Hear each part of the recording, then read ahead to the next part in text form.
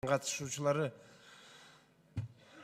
өзүңүздөр билгендей, мына эгемендүүлүк алгандан бери абдан сыймыктануу менен бир кан төгүлбөй эгемендүүлүккө жеттик.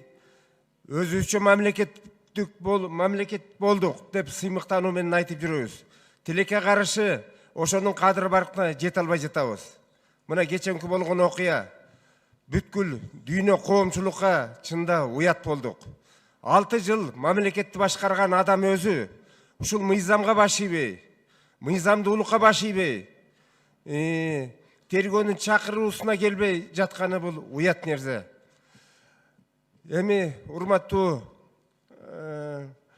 УКМКнын жетекчисине бергим келет да. Эми өзүңүз абдан тажрыйбалуу кызматкерсиз. Мен сизди сыйлайм.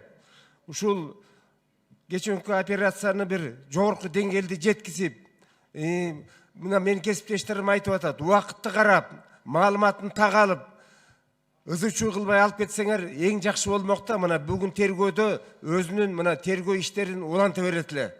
Эртең менен эрте барсаңар деле болмок. Интернет булактарына жарыяланып атпады. Атамбаев короосуна машиналар таш түшүрүп атат. Таш менен коргонгусу бар. Ал киши айтып атты, эгерде мага келсе мен курал колдоном деп. Ошонун баарын эсепке алышыңар керек эле да.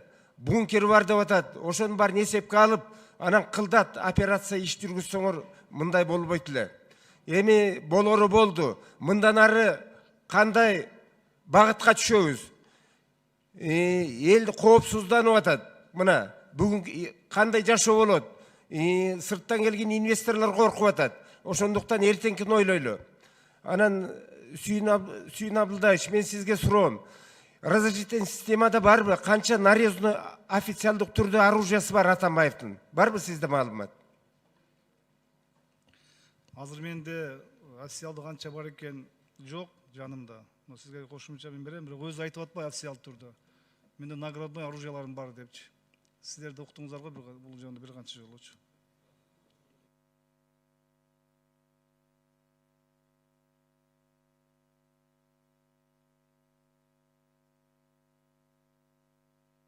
Кошумча 10 секунд.